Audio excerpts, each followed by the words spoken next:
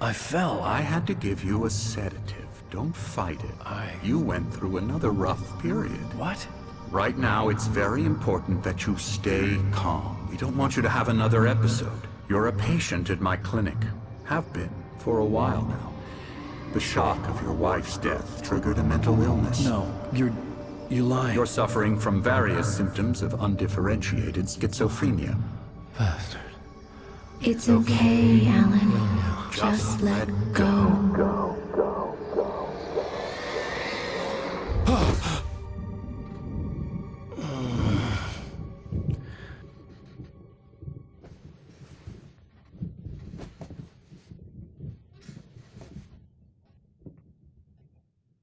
I felt groggy. Whatever Hartman had bumped in me was making me numb. I felt like this was happening to someone else. Someone I was watching on television. I couldn't think. Couldn't focus. The door was locked. I was a prisoner here.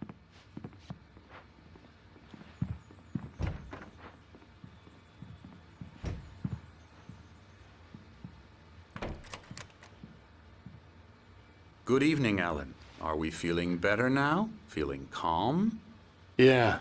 I see you brought your pet gorilla with you. So sure, I'm calm. I get the message. Loud and clear. Quite right. That's the spirit. You're being very brave, Alan. I understand you're confused. I would be more concerned if you weren't suspicious of me. I don't blame you for it. Big of you. Now, why don't you come with me? We'll reacquaint you with my clinic and go over everything you might have forgotten. Little walk and some fresh air? Yes, it will do you good.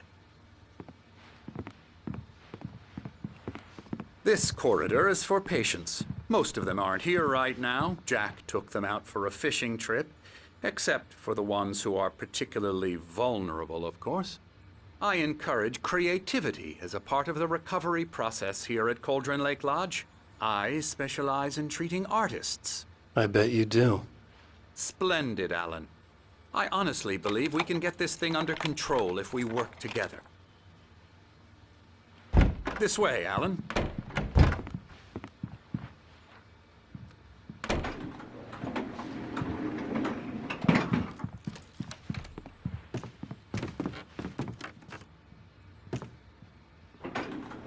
Now, Alan, from past experience with you, I know I need to get right into the heart of the matter as quickly as I can after an episode. So I'm just going to say this. Alice is dead. No. You're in a very vulnerable state until you understand and accept this. Alice drowned, and you couldn't face that. You're suffering from hallucinations, paranoid delusions, unusual thinking, an obsession about light and darkness, a feeling that everything revolves around you, your thoughts and dreams.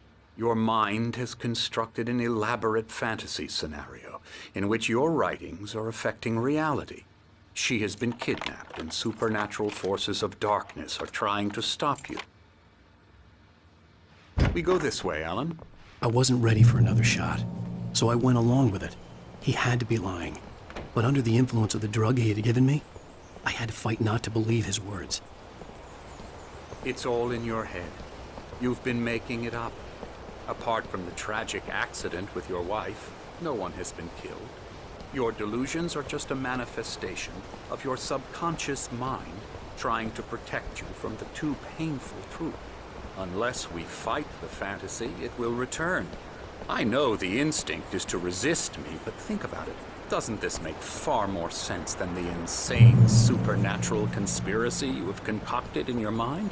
You're a skeptic by nature, Alan. We both know this. Everything can be explained logically.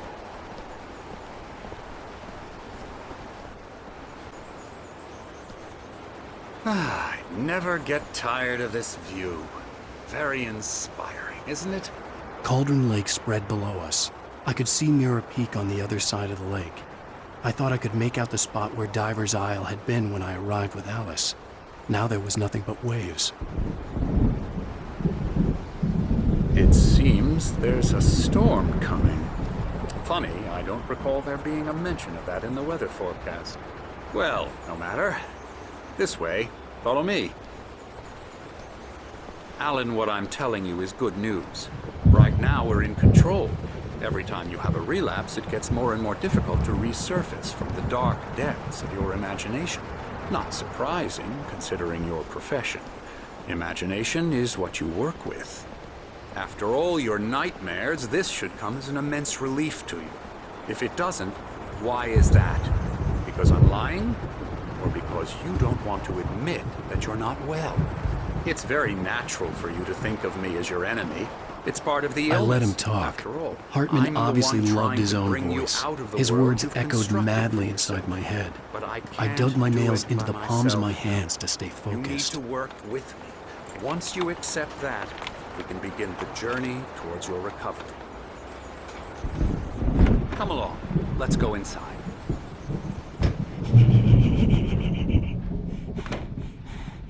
Now, here's the entrance to the office wing. That's for staff only. You were impressed by my trophies when you first arrived here. I do love to hunt. The great outdoors, man versus nature. It's wonderful stuff. Pretty damn wonderful, yeah. Scary, scary, scary.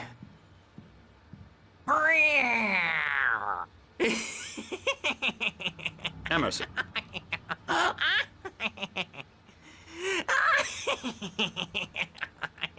I'm a real bad dream, mister. You should be afraid of me. Don't want to run into me in the night, that's for sure. Please, Emerson. Mr. Wake is confused enough as it is. Yeah, you'd like me to go away so you won't be scared. But you can't just decide what kind of dream you have or when you have it. Emerson! Okay. Sorry. Boo. That's Emerson. We're actually making some progress with him, I'm happy to say. He works on Elbow video strike. games. Ooh, yeah. It's trash, of course, but it does Get involve him some to the head. small creative effort, which makes him receptive to my therapeutic methods. No kidding. La la la la la la la la la la la la la la la la la la la la Now, you might have noticed the typewriter in your room. You've been writing as a part of the therapy. As soon as you feel up to it, you should continue.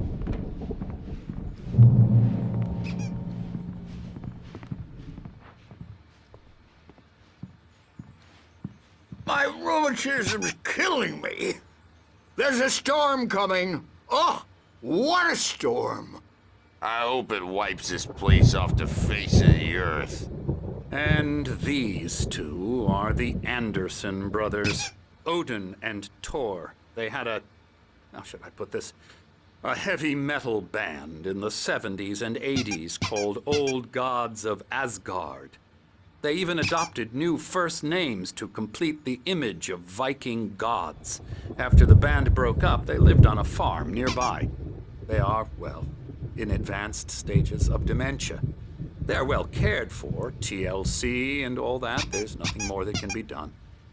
I'm afraid that the rock and roll lifestyle has left its mark.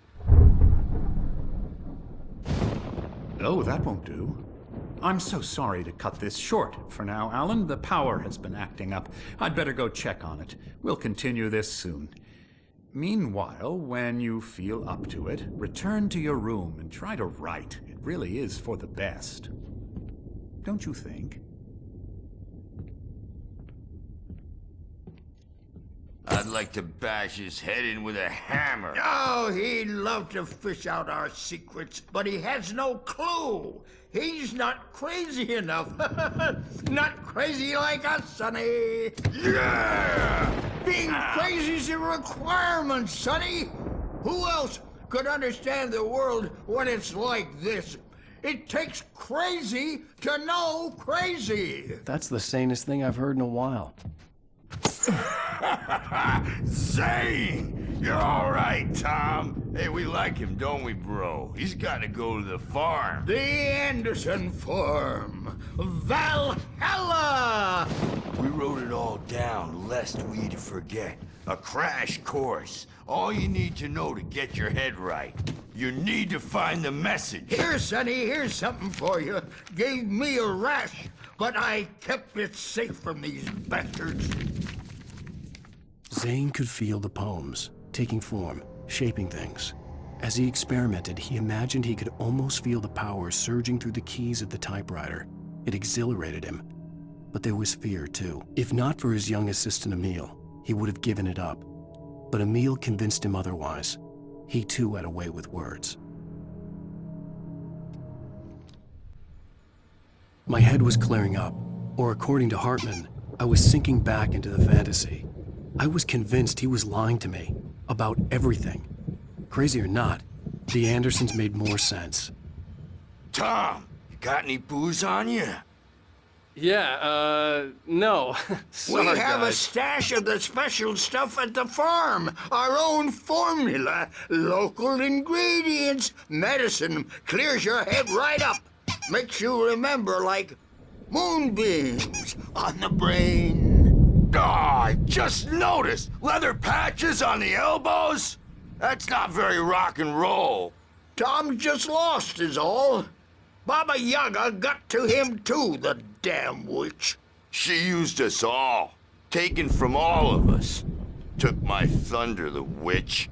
And my ravens, what were they?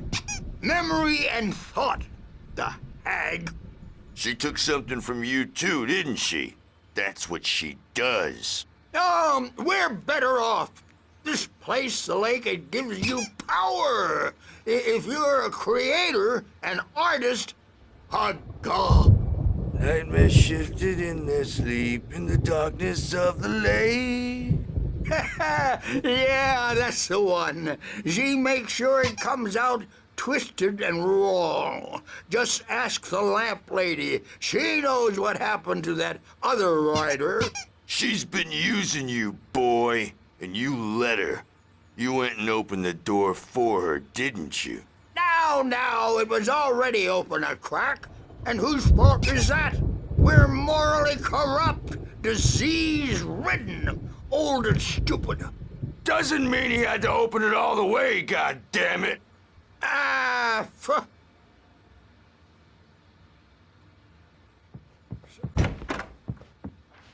a bad dream, and you can't wake up. You can't hurt a nightmare because all dreams are only imagination. They're only... Oh, hello. I've painted you. Okay. I was just struck by inspiration a couple of days ago. Dr. Hartman wanted me to paint landscapes, and that's what I was doing. But now I've been doing these things, a lot of them. The images just keep coming. Dr. Hartman likes them. He has them in his office. Yeah? He's very proud of me. He says I'm getting much better. I think I'm getting better.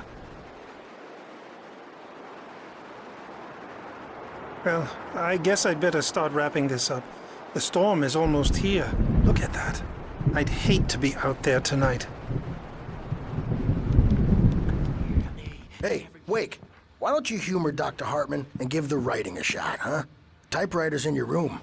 You can get to your room by those stairs, Wake.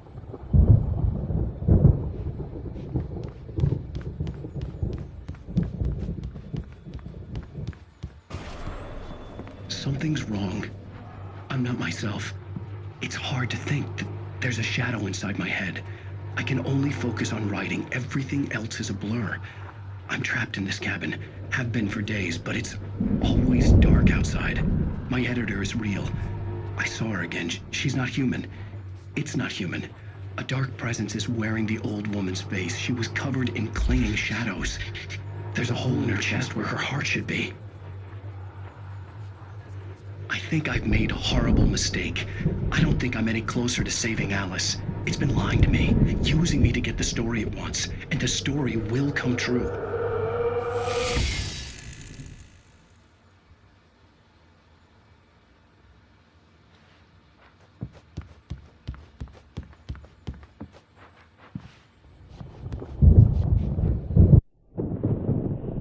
white glare of the blank page in front of me hurt my eyes.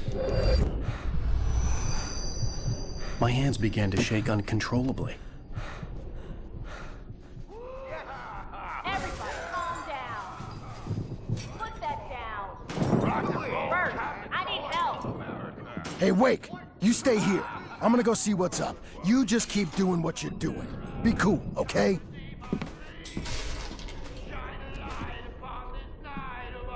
I didn't know what the chaos was all about, but it could be my only chance of getting out of here. Oh, yeah, here it comes. I don't know. Here's a friendly poke from Mjolnir, wench! Oh, afraid of the crazy brothers, are ya? Not so weak now, are we? Hartman kept talking, giving Barry the grand tour, clearly proud of the place.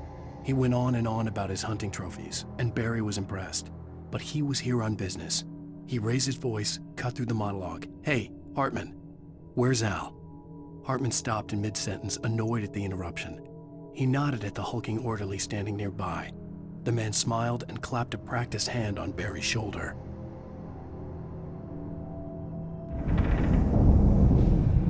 Well, things are unraveling fast, aren't they? Nah. Sinclair looked bad. That wasn't a love tap. The crazy old fart hit her hard. If she was one of Hartman's goons, she had it coming. I could get the key to the office wing from Sinclair. I had to get to Hartman's office. He had taken all my manuscript pages. That's where he'd been keeping them. Maybe you could come out and beat our wrinkled adult diapered asses since you're so tough.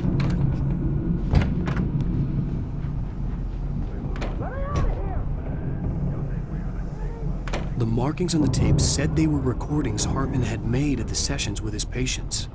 I saw Alice's name on one of them. For a moment, I couldn't breathe right. Now, Mrs. Wake, can you tell me about Alan's problems? He's more and more out of control all the time. The parties, he's so angry all the time. He's getting violent. Do you mean with you? No, not with me. No, never. Sometimes I almost wish Alan would take a swing at me, because at least that'd lead to a conversation he couldn't just march out of. But no. Alan doesn't really sleep. And the work, well, he's not writing at all. He sits there for hours and just gets more and more frustrated. And I can't talk to him. Yes. Tell me, Mrs. Wake, what would you say to him if he'd listen? I don't know. I want to say, I look at you, and it's not you. Just some stranger who resembles you. Looking out from behind your eyes, and I don't like that guy much. And now it's all gonna go to hell. But you don't ever say this. No. I've tried, but he's not listening. He's too deep in his own problems, always going on about something else. I'm so afraid I'm gonna lose him, and we're not even talking anymore. He doesn't let me in anymore. He just keeps me in the dark. I'm so alone here, even when he's home. Please help me, Doctor, because I'm at my wit's end. Well, if you can just get him here, I'll absolutely do my very best. Yeah, but Doctor, you need to be careful with him. He's not just going to listen to you and cooperate. He's the most stubborn man I've ever met. Well, I'll be sure to bear that in mind. Hearing her voice, what she was saying made me happy and sick and guilty all at once. Worst of all, I recognized the words. The phone call from her. It had been a cut-up of this. Just a recording.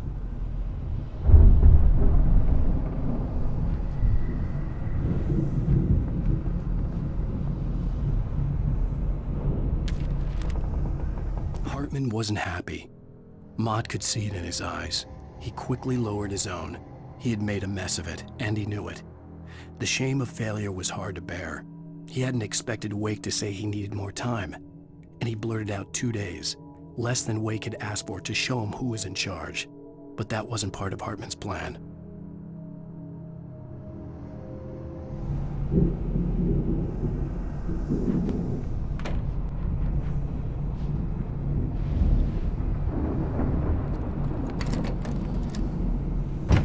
Barry? Ow! About time! Barry! Man, am I glad to see you. We need to get to Hartman's office. It's right next door. You okay? Yeah. I mean, no! The cops found me at Rose's trailer, but they didn't hassle me too much.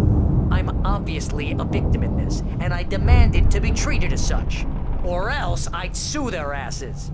Speaking of asses, that Fed gave me a real hard time, but I had no clue where you were. That guy's crazy, Al. But he let me go, and then I get a call from Hartman, that son of a bitch, who tells me you're here and I should come pick you up, but when I got here, 2 goons clobbered me and stuck me in there. What's with the cutout? I stole it from the diner to piss off Rose after what she did to us. That'll teach her. Yeah, that's a harsh punishment. Come on, pal, we gotta get going.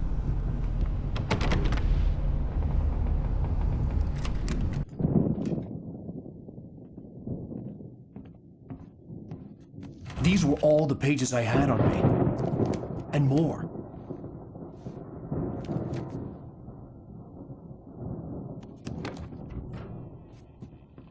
Alan, please. You're sliding back into the... Tell me one more lie and I'll shoot you in the face. Ah, well, it was worth a shot. Really, Wake, come on. Let's work together on this. You have no idea... Hartman, shut up! Barry, get out of here. I'll catch up with you. Get a car. Oh, Al, let's just... Go! Wake, listen to me. This is a mistake. Don't you see? Together we can create something absolutely wonderful. With your ability and mine.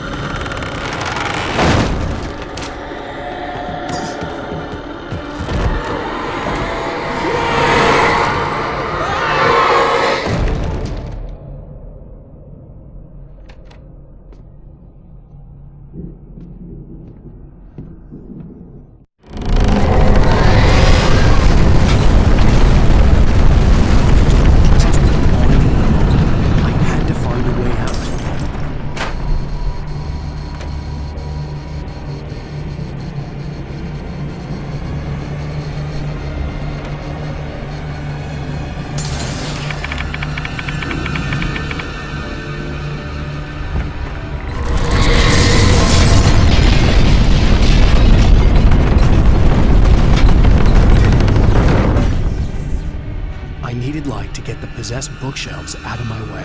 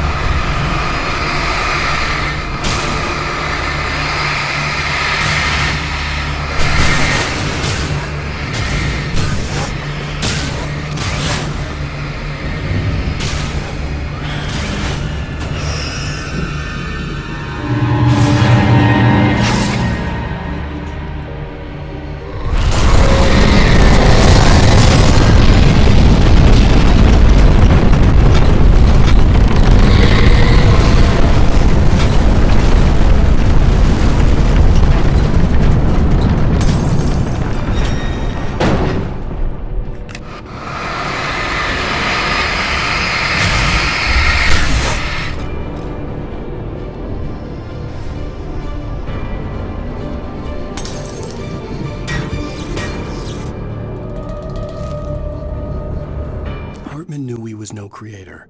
He had no ambitions on that front, and he certainly didn't want to end up like every artist he had worked with here, damaged in ways that were hard to describe, or worse. It was enough for Hartman to maintain creative control and provide direction, to be a producer. That was what most of these people were in need of anyway. Of course, suitable subjects were few and far in between.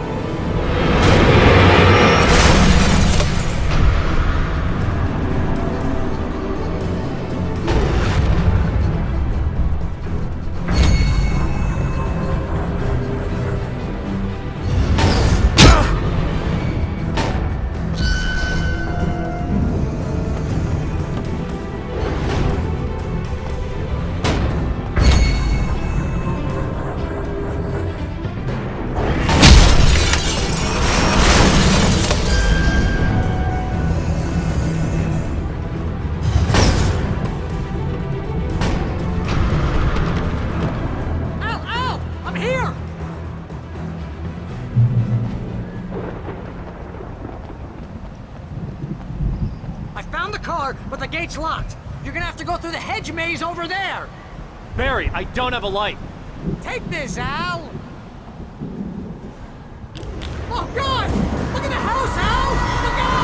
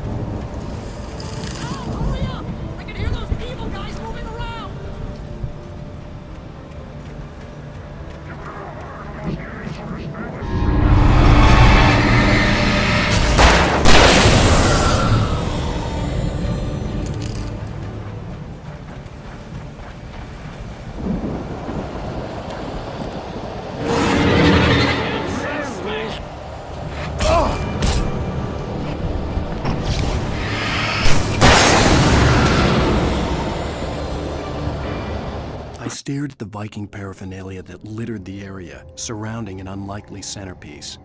A full-size stage complete with an impressive sound system with all the trimmings, including a dragon. It took a special kind of crazy to build something like this in a remote field. When the sky split open with a deafening boom and the music started blasting, it felt strangely appropriate.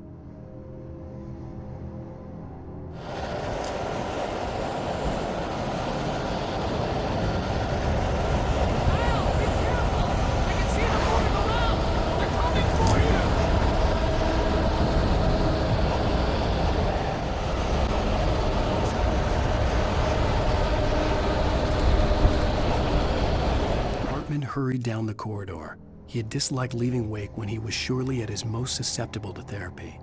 But this was not an ordinary storm. Wake had been writing, and he had woken something up in the depths of the lake. Now, it was coming for him. Hartman had naturally prepared for a situation like this. The idiot brothers would keep Wake distracted while Hartman double-checked everything, just to be sure.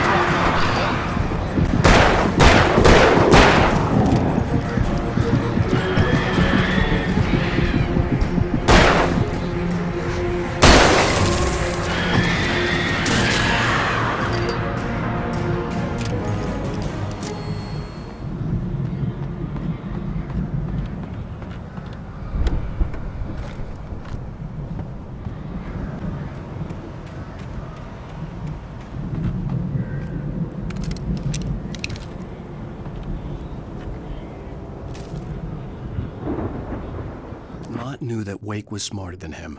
Wake had more money, a beautiful wife, everything. And Hartman said Wake was important. That made him better than Mott. But Mott was calling the shots now.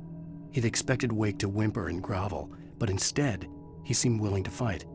Mott knew he'd gotten under Wake's skin. If only Mott actually had his wife. The thought made him shiver.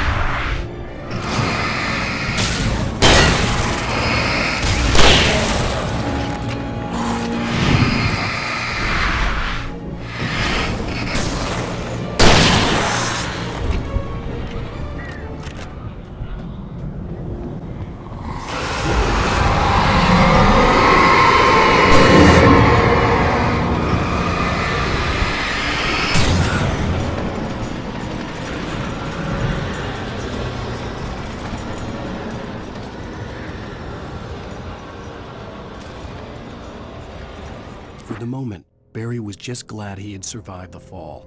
He had been separated from Al, and there was no easy way to climb back up.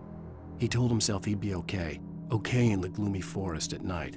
He would just have to wait for a while for Al to find his way down. Barry turned when he heard the heavy footsteps and saw the movement. The man-shaped shadow lunged at him from the bushes, an axe held high. Barry screamed and threw up his hand. The world exploded.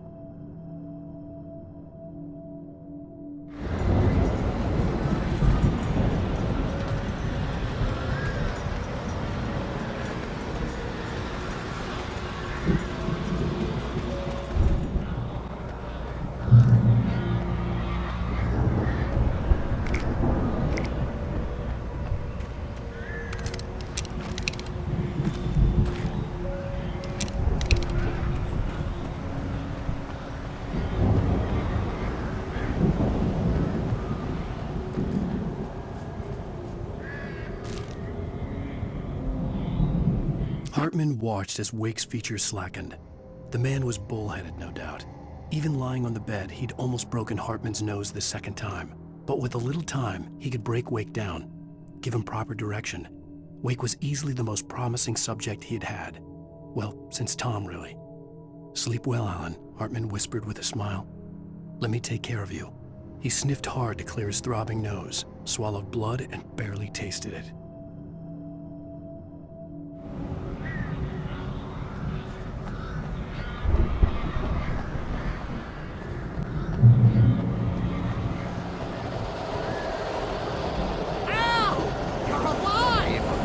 Let's get out of here. Can you open this gate? Maybe. Barry! Well, I slammed it shut when the Nasty showed up, and the key fits kind of loose in the lock, so, Barry! I'll find it, don't worry about it!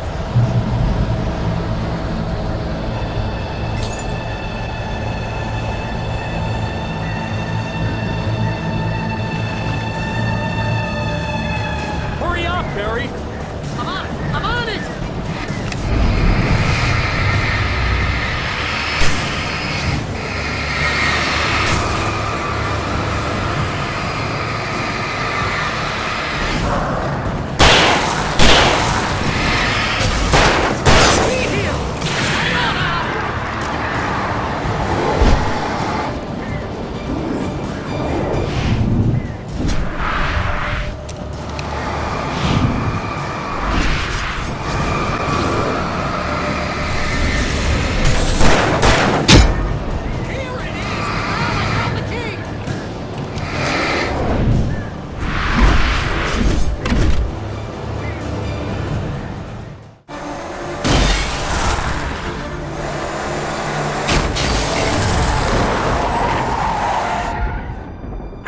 Please tell me we're headed for the nearest "You're now leaving Bright Falls. Come back soon" sign. We're going to the Anderson farm. I knew you were gonna say something like that. You know what? You owe me big time for this. When this is through, if we make it, I don't care what anybody says, I'm done with darkness. You're gonna buy me a tanning bed as a gift, and I'm gonna live in it.